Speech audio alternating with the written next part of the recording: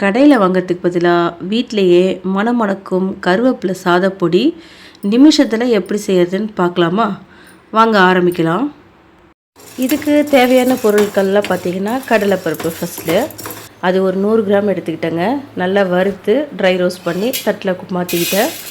அதுக்கு அடுத்தது பார்த்திங்கன்னா உளுந்து ஒரு 100 கிராம் எடுத்துக்கிட்டேன். அதையும் நல்லா ட்ரை ரோஸ்ட் பண்ணிட்டேங்க. எதுலேயுமே ஆயிலெலாம் விடலை. ட்ரை ரோஸ்ட் பண்ணி அதையுமே தட்டுக்கு ட்ரான்ஸ்ஃபர் பண்ணிட்டேங்க.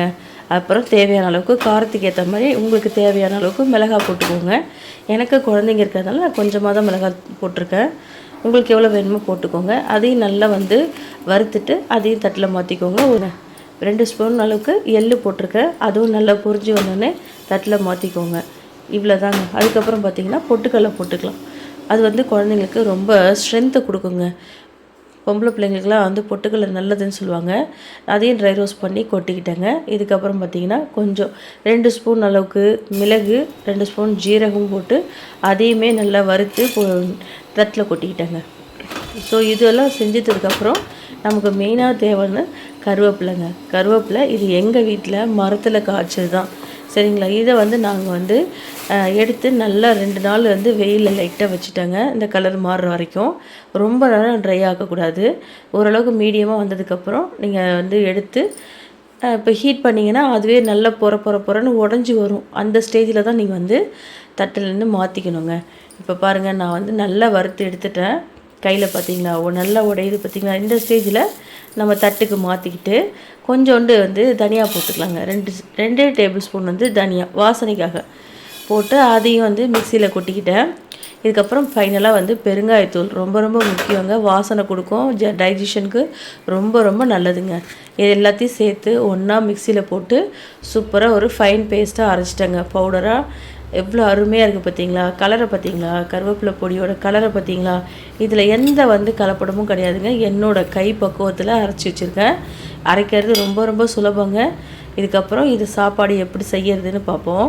இதுவும் ரொம்ப ரொம்ப ஈஸிங்க. எண்ணெய் ஊற்றிக்கோங்க. பேனில் நல்லெண்ணெய் ஊற்றிக்கோங்க. கடுகு நல்லா புரிஞ்சு வர வரைக்கும் வெயிட் பண்ணுங்கள். இதில் நான் கடலைப்பருப்பு சேர்க்கலை. ஏன்னா உளுத்தம்பருப்பு சேர்த்தோம்னா இன்னும் தனி டேஸ்ட்டு கிடைக்கும். அதுவும் இல்லாமல் நான் நிலக்கல்லையே சேர்த்துருக்கேங்க. குழந்தைங்களுக்கு கடித்து சாப்பிடும்போது சூப்பராக இருக்கும், ரொம்ப டேஸ்ட்டாகவும் இருக்கும். அதனால் இந்த 2 பருப்பு மட்டும் நான் போட்டுக்கிட்டேன். அதுக்கப்புறம் பார்த்திங்கன்னா இதுக்கு தேவையான அளவுக்கு கொஞ்சமாக வெங்காயம் அரிஞ்சு வச்சுருந்தேன். குழந்தைக்கு ஒரு லஞ்ச் பாக்ஸ் அளவுக்கு கொஞ்சமாக சின்ன வெங்காயம் வெட்டி வச்சுருந்தாங்க. அதையும் போட்டு நல்லா வதக்கி விட்டுட்டுங்க.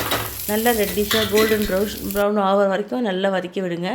வதக்கி விட்டதுக்கப்புறம் நமக்கு எவ்வளோ அளவு பொடி தேவையோ, எவ்வளோ டப்பா செய்ய போகிறீங்களோ, ஒருத்தருக்கா 2 பேருக்கா 3 பேருக்கான்னு பார்த்துக்கிட்டு அதுக்கு தேவையான அளவுக்கு இந்த கருவேப்பிலை சாத பொடியை நீங்கள் அதில் போட்டு மிக்ஸ் பண்ணிக்கோங்க. எண்ணெய் தேவைன்னா தாராளமாக ஊற்றலாம். ஊற்றுறது நல்லெண்ணெயாக ஊற்றுனீங்கன்னா சாப்பாடும் ருசியாக இருக்கும், குழந்தைங்களுக்கும் நல்லது உடம்புக்கு. அதனால் நான் இதுக்கு பத்தலைன்னு சொல்லிவிட்டு இன்னும் கொஞ்சம் நல்லெண்ணெய் விடுவோம்னு சொல்லிவிட்டு கொஞ்சம் நல்லெண்ணெய் விட்டு சாதத்தை பிரட்டி எடுக்கிற அளவுக்கு தேவை இல்லைங்களா, அதனால் ஊற்றிட்டேங்க. இப்போ கருவேப்பிலை சாதப்பொடி நமக்கு தயாராகிடுச்சிங்க. அப்புறம் ஒரு பக்கம் சாதத்தை நான் ஆற வச்சு வச்சுருந்தேங்க. அந்த சாதத்தை எடுத்து இதில் போட்டு நல்லா பிரட்டினதுக்கப்புறம் ருசியான கருவேப்பிலை சாதம் ரெடி ஆகிடும். நீங்களே இப்போ டைரெக்டாகவே நீங்கள் பார்க்கலாம். எனக்கு இந்த அளவுக்கு தான் தேவை, குவான்டிட்டி பாப்பாவுக்கு எடுத்துகிட்டு போகிற அளவுக்கு தேவை. இப்போ குட்டி பாப்பாவுக்கும் சேர்த்து கொடுக்கணுங்கிறதுனால இந்த அளவு போதும்னு சொல்லிவிட்டு இதையே போட்டு நல்லா மிக்ஸ் பண்ணிட்டேங்க. அருமையான டேஸ்டியான கருவேப்பிலை சாதம் எவ்வளோ சூப்பராக இருக்குது பாருங்கள். க்ரீனிஷாக இருக்குது. குழந்தைங்களுக்கு லஞ்ச் பாக்ஸுக்கு ரொம்ப ரொம்ப நல்லதுங்க. வீட்டில் செஞ்சு பார்த்துட்டு டேஸ்ட் எப்படி இருக்குன்னு சொல்லுங்கள். தேங்க்யூ.